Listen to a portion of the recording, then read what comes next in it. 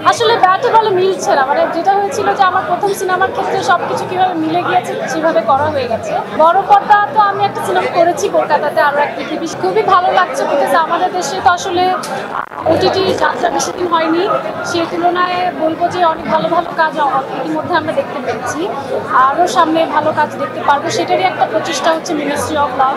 সেখানে আমাদের দেশের স্বনামধন্য পরিচালক মুস্তাফা সরোয়ার ফারুকী, ওনার তত্ত্বাবধানে এতগুলো প্রজেক্ট লঞ্চ হচ্ছে। তো এটা আমার মনে হয় আমাদের সবার জন্য একটা অনেক বড় পাওয়া, এবং আমরা মনে হয় ইন্ডাস্ট্রির সবাই খুবই এক্সাইটেড যে কী প্রজেক্ট নিয়ে আসছে সব ডিরেক্টররা সেটা দেখার জন্য।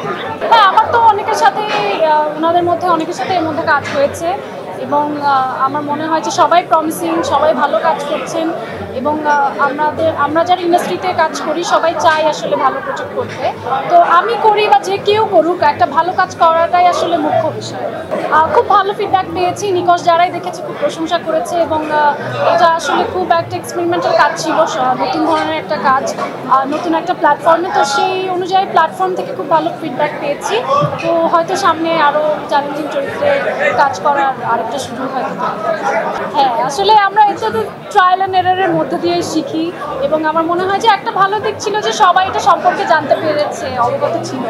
বাট হ্যাঁ, কিছু মানুষ হয়তো বুঝতে পারেনি, তো সেই ব্যাপারে হয়তো সামনে ভবিষ্যতে আরও সতর্ক থাকবে। এখন ব্যস্ততা ওটিটির কাজ নিয়ে, সামনে 2-3টা প্রজেক্ট অ্যাকচুয়ালি রানিং আছে, একটার পর একটা কাজ করছি, তো সেগুলোই হয়তো সামনে দর্শক। বড় পর্দা তো আমি একটা সিনেমা করেছি কলকাতাতে, আরো এক পৃথিবী, সেটা রিলিজ পেয়েছে। বড় পর্দায় আসলে আমার অভিষেক হয়ে গেছে কলকাতাতে আরো এক পৃথিবী সিনেমার মধ্যে দিয়ে। তো সেখানে ফিডব্যাক দেখে আসলে আমি চাই যে আরও সামনে সিনেমা করতে। তো আমি অবশ্যই চাই যে বাংলাদেশে একটা ভালো সিনেমা করতে, কিন্তু আমি চাইলেই তো হবে না, আমার কাছে সিনেমা সেরকম ভালো আসতেও হবে, সেটার অপেক্ষাতেই আছে। আসলে ব্যাটে বলে মিলছে না, মানে যেটা হয়েছিল যে আমার প্রথম সিনেমার ক্ষেত্রে সবকিছু কিভাবে মিলে গিয়েছে সেভাবে করা হয়ে গেছে। তো সেই জন্য অপেক্ষা থাকবে যে সেরকমই আরেকটা কোনো কিছু ঘটার, যেটা আসলে দ্বিতীয়বার ভাবতে হবে না যে আমি সিনেমাটা করতে চাই কি করতে চাই।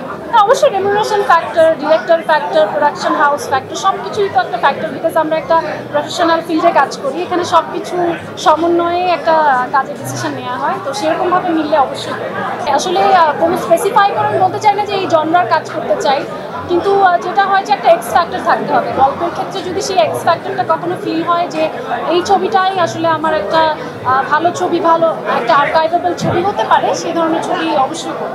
হ্যাঁ, আমার ঘুরতে খুব ভালো লাগে, বিকজ আমার মনে হয় যে that's the best part of my job, that let's me travel the world. So this is Y I in this profession. হ্যাঁ, আমরা আসলে একসাথে কাজের জন্য যেটা বললাম যে একটা টাইম বের করে সবাই মিলে একসাথে ঘোরা হয়, সো এটা আমার মনে হয় একটা গুড মেমোরিজও হয়, প্লাস আমাদের একটা রিক্রিয়েশনও হয়, প্লাস একটা হাই স্ট্রেসড একটা জব, আমাদের সবসময় কাজের মধ্যে থাকি, তো ওই টাইমটা আসলে আমরা যতটুকু পারি এনজয় করার চেষ্টা করি। এবার ঈদেও তো বেশ কিছু কাজ করেছি, যেমন স্পেশালি বলতে গেলে একটা কাজ করেছি কবর নাটক, সেটা সব মহলে প্রশংসিত হয়েছে, সবাই দেখেছে। ইনফ্যাক্ট ভিউয়ের দিক থেকে ওটা অলমোস্ট 8 মিলিয়ন ভিউ হয়ে গেছে এই 3 সপ্তাহের মধ্যে। সো ভালো নাটক হলে দর্শক দেখছে, আসলে ভালো কন্টেন্ট নিয়ে কথা, নাটক বলুন, সিনেমা বলুন বা ওটিটি বলুন, ভালো কোনো কন্টেন্ট হলে দর্শকরা সেটা দেখতে চায়। সো আমরাও চাই এখন যে দায়িত্ববোধের জায়গা থেকে যতটুকু ভালো আমাদের জায়গা থেকে করা সম্ভব সেটা।